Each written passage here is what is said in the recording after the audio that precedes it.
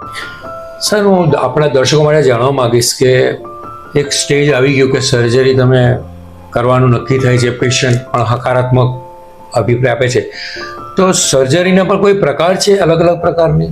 હા, છે સર્જરી પ્રકાર. એટલે ધારો કે પેશન્ટે 15 દિવસ 20 દિવસ દવાઓ લીધી, જી, દવાઓ લીધા પછી જેટલો જોઈએ એટલો આરામ ના થયો દવાઓથી, તો પછી આપણે ફરી એની તપાસ, જેમ તરીકે પ્રોક્ટોસ્કોપિક એક્ઝામિનેશન કહેવાય અમારી ભાષામાં, કે જે અમે તપાસ કરીને જોઈએ કે ભાઈ કેટલું પાઇલ્સ કેટલા નાના થયા છે, કેટલા મટ્યા છે.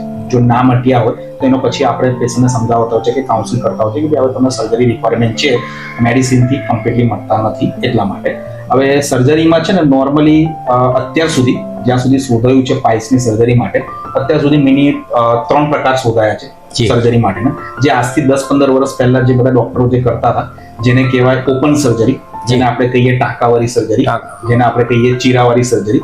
એમાં શું કરતા હતા ઓપરેશનમાં કે ભાઈ જેટલા મસા હોય, 3 હોય, 2 હોય કે 1 હોય, એ બધા મસાને બાંધીને, દોરાથી બાંધીને કાપીને કાઢી નાખતા હતા, જેને આપણે ઓપન સર્જરી, પાઇલ્સની સર્જરી કહેવાય.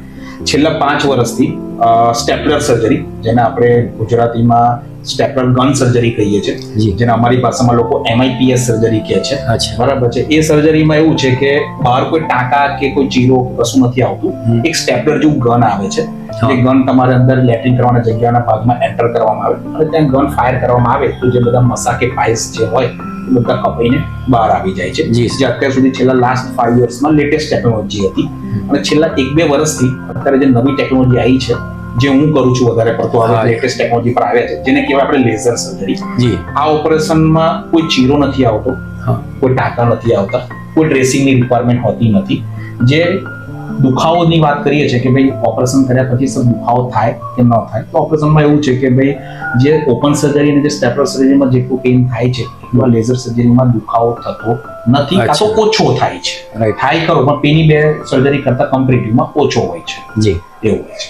અને આ 3 પ્રકારના ઓપરેશનો નોર્મલી એ રીતે થતા હોય છે કે જેમાં CC વાળા ડોક્ટર, જેને આપણે કહીએ એનેસ્થેટિક વાળા ડોક્ટર કહેવાય, કે જે કમરમાં ઇન્જેક્શન મારીને આપણો અડધો પોર્શન બેરો કરવામાં આવે અને પછી તમારી સર્જરી કોઈ પણ જગ્યાએ કરાવો તો આ જ રીતે થતું.